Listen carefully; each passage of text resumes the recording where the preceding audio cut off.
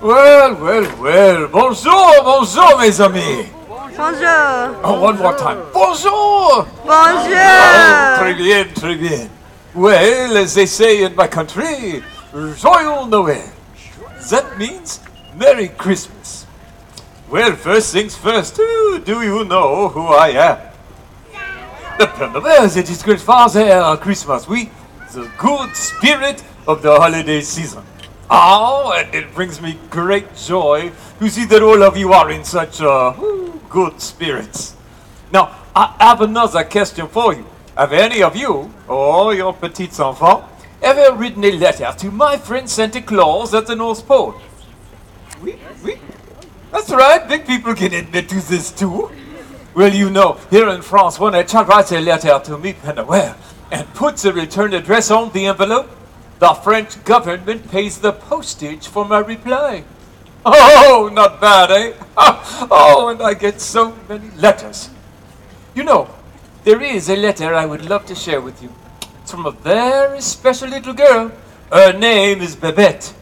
Now, Babette lives with her old Uncle Louis and her brother, Francois, on a farm outside of Le Beau in the mountains of Provence. Her letter will give you a little taste of the Christmas season here in France. Écoutez, listen. Dear Père Noël, even though my big brother Francois says that Christmas is for the babies, I am looking forward to laver du petit Jésus and a visit from you. The watch night, that's our Christmas Eve, is a magical night when my family and I sit around the fire drinking hot cider, listening to Uncle Louis tell the story of the birth of the baby Jesus. Well, she goes on to say that her brother teases her about all of this. Who's that Francois? You know, he does not believe in Christmas. He does not believe in Père Noël. Well, for me, nothing can surpass the magic of the watch night and the fragile beauty on the face of a little child on Christmas morning. Well, hello, Christmas is still several days away. Uncle Louis has secretly decorated the tree, and Francois has helped Babette to set up the crèche. Do you know this word, crèche? The nativity scene? One of the most important symbols of Christmas to the French. Even though it was invented by an Italian.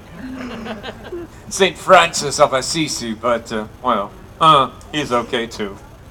Well, you know the little figures one puts into the crèche, Mary, Joseph, the wise men. Where Babette comes from in Provence, these little figures also include people from the village, the priests and baker.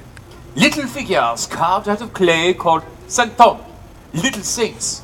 Well, Babette's wish for Christmas last year was to get yet another Santon, you know, to put in the crèche to make it look as though it were going to worship the baby Jesus.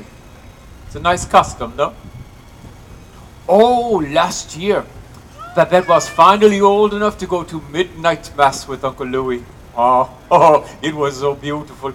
Uncle Louis carried a newborn baby lamb to the priest. Yeah, you know, to symbolize the Lamb of God. And then put the little lamb in a cart that Babette pulled all around the church for everyone to see, while the shepherds played the flutes and the drums. Well, after mass, they returned home for Le Réveillon, the big supper. Now, who here likes to eat at Christmas time? Who here likes to eat all the time? Well, you know, the French are no different. For les réveillons, Babette had roast goose, pâté, les fromages. Les fromages. Sounds kind of fancy, doesn't it? It means cheese. And for dessert, bûche de Noël, a cake shaped like a Yule log. Ooh, even Francois liked that one. Well, after supper, Babette took the little Santon of the baby Jesus and put it into the crèche. Enfin, the last thing Babette did before going to bed was to put out her shoes for me to fill with treats and goodies. Last year, though, Babette was a little, how you say that word? Devilish. This was the shoe that I found near the hearth with her name on it. If this is Babette's shoe, she is a grand pied, a big foot. Well, the next day, Christmas morning, Babette jumps out of bed, rubs her eyes, and wakes Francois, you know, to go with her to see what I had left under the tree. Well, you know Francois. Oh, he takes his time because, well, he does not believe in Christmas. He doesn't believe in Père Noël, remember? Well, when the children finally get to the tree, oh, they discover an amazing thing. 3 centons to put in the crèche. Even more than my little friend had wished for.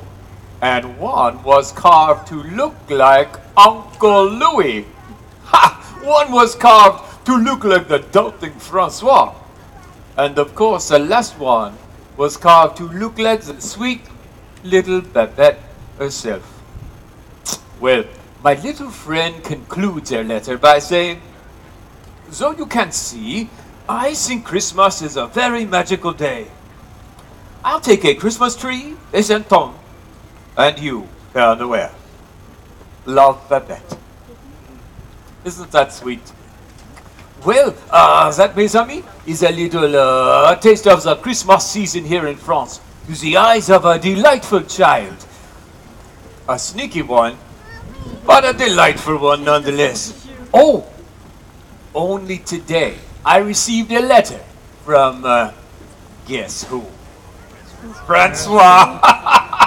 Oh, you see, I think he does now believe in Père Noël just a little bit. Oh, it was a very high-tech letter. He emailed it to me. Oh. But what about all of you? Do you believe in Christmas? Yes. Do you believe in Père Noël? Yes. Oh, très bien, très bien.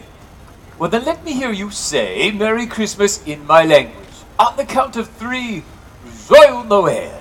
1, 2, 3. Joyeux Noël. Oh, music to Père Noël's hills. Well, merci, au revoir, but most importantly, Joyeux Noël, Merry Christmas, everyone. Merci, merci beaucoup. Well, now if you would care to have a photograph with Père Noël, I will be here for just a few moments.